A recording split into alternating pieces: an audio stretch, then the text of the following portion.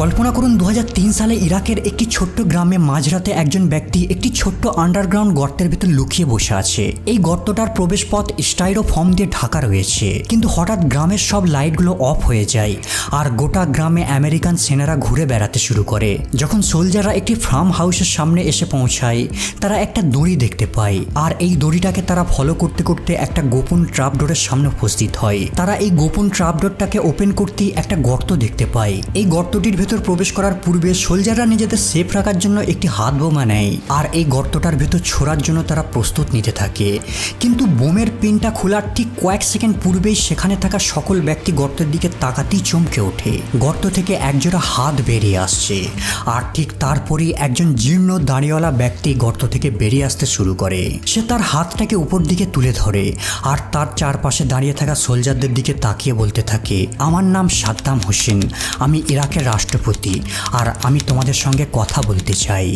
Ladies and gentlemen, we got him. 2003 সালে March মাসে Iraq আক্রমণ করার পর থেকেই সাদ্দাম হোসেনের খোঁজ শুরু হয়। সাদ্দামকে ক্ষমতা থেকে সরানোর জন্য আমেরিকা অনেকগুলি দেশকে সঙ্গে নিয়ে একটি জোট ক্ষমতা তৈরি করে আর অপবাদ দেওয়া হয় সাদ্দামের কাছে নাকি বিপজ্জনক অস্ত্র রয়েছে। আমেরিকান বাহিনী ইউকে, অস্ট্রেলিয়া আর পোল্যান্ডের সোলজারদের নিয়ে ইরাকের রাজধানী বাগদাদকে ক্যাপচার করার জন্য এয়ার স্ট্রাইক শুরু করে দেয়। জোট বাহিনী এতটাই তীব্রভাবে বাগদাদে অ্যাটাক করেছিল যে মাত্র 3 সপ্তাহের মধ্যেই সুন্দর গোছানো শহরটির পতন ঘটে। কিন্তু তারা একটা জিনিসে ব্যর্থ হয়ে যায়, সেখানে সাদ্দাম হোসেনের তারা কোনো সন্ধান পায়নি। সাদ্দাম হঠাৎ শহর থেকে গায়েব হয়ে যায়। শহরের একটি চত্বরের মাঝে সাদ্দামকে ডেডিকেট করে তার একটি বিশাল স্ট্যাচু বানানো হয়েছিল। যুদ্ধ শেষে এই জায়গায় আমেরিকান সেনা আর সাদ্দাম বিরোধী কিছু ইরাকি জমায়েত হয় আর এরা সাদ্দামের 24 বছরের শাসনের অবসানের বিজয়ী উৎসব উদযাপন করতে থাকে। এরই মাঝে কিছু আমেরিকান সোলজার আমেরিকান ফ্ল্যাগ নিয়ে সাদ্দামের স্ট্যাচুর মুখে বেঁধে দেয় আর তারা তাদের বিজয়ী স্লোগান দিতে থাকে। এই ঘটনা দেখে অনেক ইরাকি নাগরিক ভয় পেয়ে গিয়েছিল। তারা মনে করেছিল আমেরিকান ফ্ল্যাগ উত্তোলনের মধ্য দিয়ে হয়তো তারা ইরাকের শাসন ক্ষমতাকে দখল করে নিল। যখন আমেরিকান সোলজাররা বুঝতে পারে যে ইরাকিরা আমেরিকান পতাকা উত্তোলনকে পছন্দ করেনি, তারা সঙ্গে সঙ্গে আমেরিকান ফ্ল্যাগকে সরিয়ে ইরাকের ফ্ল্যাগকে রিপ্লেস করে দেয় আর তারপরেই সাদ্দাম হোসেনের মূর্তিকে টেনে ভেঙে ফেলা হয়। যদিও সাদ্দামের মূর্তিকে ভেঙে মাটির সঙ্গে মিশিয়ে ফেলা হয়েছিল, কিন্তু তারপরেও রিয়েল সাদ্দাম এখনো লুকিয়ে রয়েছে। এখন সাদ্দাম হোসেন আর তার টপ লিডারদের খুঁজে বের করাই মার্কিন সামরিক বাহিনীর মূল লক্ষ্য। সাদ্দাম আর তার হাই র্যাঙ্ক অফিসারদের খুঁজে বের করতে মার্কিন সেনারা একটি বিশেষ ধরনের তাস খেলার কার্ড তৈরি করে। তারা 52টা মোস্ট ওয়ান্টেড হাই র্যাঙ্ক অফিসিয়ালদের ছবি দিয়ে একটি স্পেশাল তাস বানায় আর তারা ফ্রি টাইমে এই তাসগুলো নিয়ে রেগুলার খেলা করত। আসলে এই তাস খেলার মধ্য দিয়ে তাদের লিস্টে থাকা মোস্ট ওয়ান্টেড ফেসগুলোকে সবসময় মনে রাখতে সাহায্য করত।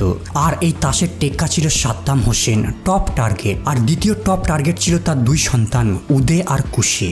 বাগদাদের পতনের পর বেশ কয়েক মাস কেটে যায় আর এক এক করে তারা বেশ কিছু টার্গেটকেও খুঁজে বের করতে সক্ষম হয়। তাদের গ্রেপ্তার করে নানানভাবে টর্চার করে জিজ্ঞাসাবাদ করা হতো, কিন্তু এরা কেউই মার্কিন বাহিনীকে সাদ্দাম আর তার 2 ছেলের গোপন আস্তানার সঠিক ইনফরমেশন দিতে পারত না। যখন মার্কিন বাহিনীরা বুঝতে পারে এদের কাছে সঠিক ইনফরমেশন নেই, তারা একটা দারুণ আইডিয়া বের করে। 2 ভাইয়ের জন্য $15 মিলিয়ন আর তার বাপের জন্য $25 মিলিয়ন পুরস্কার ঘোষণা করে। আর এই পুরস্কারের ঘোষণাই আমেরিকান মিলিটারিদের আশাকে জাগিয়ে তুলেছিল। যুদ্ধ শুরুর 4 মাস পরে একজন ইরাকি হঠাৎ ইউএস মিলিটারি বেশে প্রবেশ করে, যেটা ইরাকের মসুলে রয়েছে। মসুল ইরাকের দ্বিতীয় বৃহত্তম শহর। সংবাদদাতা জানায় উদে আর কুশে আমার বাড়িতে লুকিয়ে রয়েছে। ব্যক্তিটির কথা শুনে মার্কিন বাহিনীরা বিশ্বাসই করতে পারছিল না। পরের দিন সকালে মসুলে ওই সংবাদদাতার বাড়িতে কিছু আমেরিকান সোলজার পৌঁছায় আর তারা দেখে সত্যি সাদ্দামের 2 সন্তান উদে আর কুশে একটি বিশাল বিল্ডিং এর ভেতর লুকিয়ে রয়েছে। মার্কিন সেনারা এই বাড়িটাকে চতুর্দিক থেকে ঘেরাও করে ফেলে আর তারা 2 ভাইকে সারেন্ডার করতে বলে, কিন্তু 2 ভাই আত্মসমর্পণ করার পরিবর্তে ফাইট ব্যাক করতে থাকে। তাদের পাল্টা জবাবে ইউএস সোলজার বাড়িটিকে মিসাইল স্ট্রাইক করে ধ্বংস করে দেয়। কিন্তু সোলজাররা যখন বাড়িটির ভেতর প্রবেশ করে তারা বেশ হতবাক হয়, কারণ ততক্ষণে 2 ভাই অলরেডি মারা গেছে। যদি তারা বেঁচে থাকতো তাহলে হয়তো সাদ্দামের গোপন আশ্রয়ের খোঁজ পেয়ে যেত, কিন্তু 2 ভাইয়ের মৃত্যুতে সাদ্দামকে খোঁজার রাস্তা অস্পষ্ট থেকে যায়। অনেকে মনে করেছিল হয়তো সাদ্দাম ইরাক ছেড়ে সিরিয়ায় পালিয়েছে, আবার অনেকে মনে করে হামলার কারণে সাদ্দাম হয়তো মারা গেছে। কিন্তু 2 ভাইয়ের মৃত্যুর কিছুদিন পরে হঠাৎ একটি অডিও টেপ রেকর্ড প্রকাশ হয়, যাতে শোনা যায় সাদ্দাম তার 2 ছেলের মৃত্যুতে শোক প্রকাশ করছে। আর এই টেপ রেকর্ডটাই প্রমাণ করে সাদ্দাম এখনো বেঁচে রয়েছে।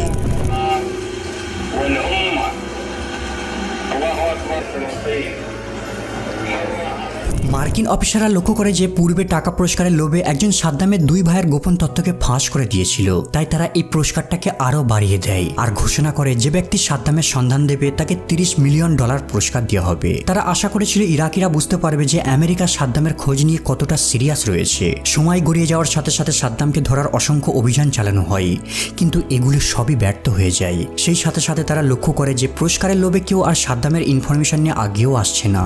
যখন আমেরিকা তাদের চেষ্টায় ব্যর্থ হয়, তারা তাদের প্ল্যানকে আবারও চেঞ্জ করে। ইউএস মিলিটারিরা আবারও তাস খেলার মধ্য দিয়ে সাদ্দামের টপ কর্মকর্তাদের এক এক করে খুঁজে বের করতে শুরু করে দেয়। সাদ্দামের নিকটে থাকা যে সমস্ত হাই র্যাঙ্ক অফিসিয়ালরা কাজ করত, এদের মধ্যে বেশ কয়েকজনকে গ্রেপ্তারও করা হয় আর এদেরকে বিভিন্নভাবে টর্চার করে সাদ্দামের ইনফরমেশন বের করার চেষ্টা করা হয়। কিন্তু আশ্চর্যজনকভাবে এরা কেউই সাদ্দামের লুকিয়ে থাকার জায়গাটি সম্পর্কে কোনো রকম হিন্ট দিতে পারেনি। যখন মিলিটারিরা তাস থেকে টার্গেটদের খুঁজে বের করতে ব্যস্ত ছিল, ঠিক সেই সময় একজন অফিসার এরিক ম্যাডক্স সম্পূর্ণ পৃথক একটা পদ্ধতি বাছাই করে। ম্যাডক্স একজন ডেল্টা ফোর্সের আর্মি ইন্টারোগেটর ছিল। ম্যাডক্স লক্ষ্য করে যাদের তারা টার্গেট করছে এরা সবাই পুরাতন শাসনের অধীনে ছিল, কিন্তু সাদ্দামের পতনের সাথে সাথে এদের পাওয়ার নষ্ট হয়ে যায়। কারণ সাদ্দামের সাথে সম্পর্ক থাকার কারণে এরা তাদের পদ অর্জন করতে পেরেছিল। কিন্তু এখন সাদ্দামের এমন কিছু ব্যক্তির প্রয়োজন যারা তাকে প্রকৃতপক্ষে রক্ষা করতে পারবে, আর এটা একমাত্র তার বডিগার্ডের দ্বারাই সম্ভব। যখন সাদ্দাম ক্ষমতায় ছিল, তার ব্যক্তিগত বডিগার্ড 3টে পর্যায়ে বিভক্ত ছিল। প্রথম স্তরের দেহরক্ষীরা তার প্রাসাদের বাইরে পাহারা দিত। দ্বিতীয় স্তরটি সাদ্দামের আগমনের আগে নির্দিষ্ট স্থানে উপস্থিত হয়ে চেক করে দেখত যে জায়গাটি সেফ আছে কিনা। আর তৃতীয় সবথেকে গুরুত্বপূর্ণ বডিগার্ডের নাম হলো হামায়া, আর এই এলিট গার্ডেরাই সর্বদা সাদ্দামের সঙ্গে থাকতো। ম্যাডক্স বিশ্বাস করে যে সম্ভবত এই এলিট গার্ডেরাই বর্তমানে সাদ্দামকে প্রোটেক্ট করছে। ম্যাডক্স ভালো মতোই জানতো যে সাদ্দামের হোম টাউন টিকরিতে তাকে পাওয়া যাবে না, কারণ অলরেডি এই শহরের প্রতিটা ঘরকে খুঁটিয়ে খুঁটিয়ে তারা তল্লাশি চালিয়েছিল। কিন্তু তারপরেও এই শহরটি তাদের আশার আলো জাগাতে পারে, কারণ এখানেই রয়েছে আল মুসলিত ফ্যামিলি। সাদ্দামের বেশিরভাগ টপ বডিগার্ডদের এই ফ্যামিলি থেকে নিয়োগ করা হয়েছিল। ম্যাডক্স এই ফ্যামিলির প্রত্যেকটা মেম্বারকে গ্রেপ্তার করে আর তাদের জিজ্ঞাসাবাদ করতে থাকে। যখন ম্যাডক্স এদের প্রশ্ন করত, তাদের মুখ থেকে কেবল একটা নামই বারবার বেরিয়ে আসতো, মোহাম্মদ ইব্রাহিম ওমর আল মুসলিত। ম্যাডক্স তার ব্যাপারে যত বেশি জানতে পারত, সে তত বেশি বিশ্বাস করত যে সে সঠিক পথে রয়েছে। মোহাম্মদ ইব্রাহিম কেবল সাদ্দামের বিশ্বস্ত বডিগার্ডই ছিল না, বরং সম্ভবত সে বর্তমানে মার্কিন দখলদারির বিরুদ্ধে লড়াইয়ের প্রধান নেতা। মার্কিন বাহিনীর উপর আক্রমণ চালানোর জন্য সে বেশ কতগুলি জায়গায় গুরুত্বপূর্ণ ব্যক্তিদের নিযুক্ত করেছিল। যদি মোহাম্মদ ইব্রাহিম বাস্তবিক সাদ্দামের পরিবর্তে অপারেশন লিড করে, তাহলে অবশ্যই সে জানে সাদ্দাম কোথায় লুকিয়ে রয়েছে। এখন মোহাম্মদ ইব্রাহিম মার্কিন বাহিনীর প্রধান টার্গেট। মোহাম্মদ ইব্রাহিমকে ধরার জন্য ম্যাডক্স তার ভাইপোকে গ্রেপ্তার করে, আর ইব্রাহিমের ভাইপো তার চাচার 2 বিজনেস পার্টনার আর তার ড্রাইভার বাসিম লতিফ সম্পর্কে জানায়। এরপর তারা বাসিম লতিফ আর তার 2 বিজনেস পার্টনারকে গ্রেপ্তার করে জিজ্ঞাসাবাদ করতে শুরু করে। আর এই জিজ্ঞাসাবাদে মার্কিন বাহিনী মোহাম্মদ ইব্রাহিমের কার্যকলাপ সম্পর্কে আরো অনেক কিছু জানতে পারে। তারা এমনকি মোহাম্মদ ইব্রাহিমের পুত্র মুসলিতের লোকেশনও খুঁজে পায়। নেক্সট তারা মুসলিতকে গ্রেপ্তার করে জিজ্ঞাসাবাদ করতে থাকে। প্রথমের দিকে তারা মনে করেছিল হয়তো মুসলিতের কাছে তেমন কোনো কার্যকর তথ্য নেই, কিন্তু সে একটি ইন্টারেস্টিং ইনফরমেশন শেয়ার করে। সে জানায় তার বাবার সঙ্গে সে মাঝে মধ্যে একটি পুকুরে মাছ ধরতে যেত, আর এই পুকুরটা সামারা শহরে রয়েছে। পুকুরের মালিক তার বাবাই। সে জানায় যুদ্ধের কারণে এখন সে তার বাবার সঙ্গে ওই পুকুরে ফিশিং করতে যায় না, কিন্তু সে নিশ্চিত যে তার বাবা এখনো ওই পুকুরে যায়।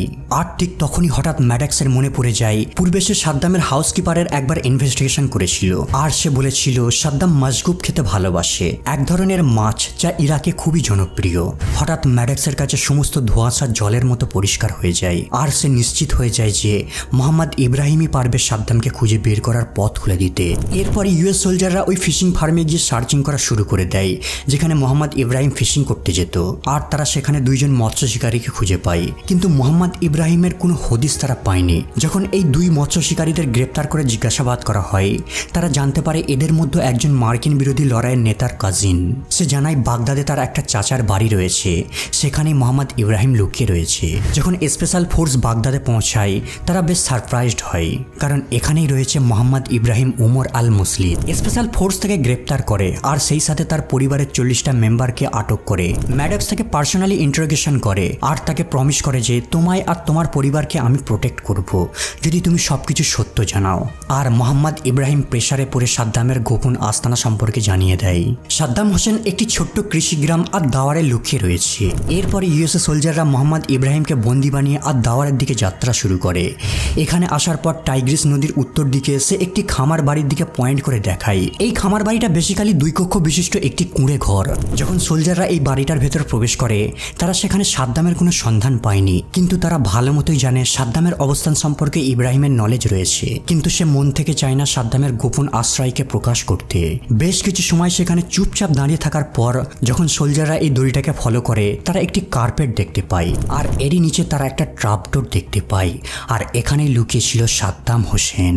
United States military forces captured Saddam Hussein alive. শুধুমাত্র আমেরিকার তাবেদারি না করায় আর পৃথিবী জুড়ে ডলারের অন্যায় আধিপত্যকে রুখতে সাদ্দাম চেয়েছিল ইউরোতে তেল বিক্রয় করতে, আর তারই প্রতিশোধ নিতে সাদ্দামের বিরুদ্ধে গণবিধ্বংসী অস্ত্র লুকিয়ে রাখার মিথ্যা অজুহাত দিয়ে তার দেশকে তছনছ করে তাকে ঈদের দিনে ফাঁসি দিয়েছিল।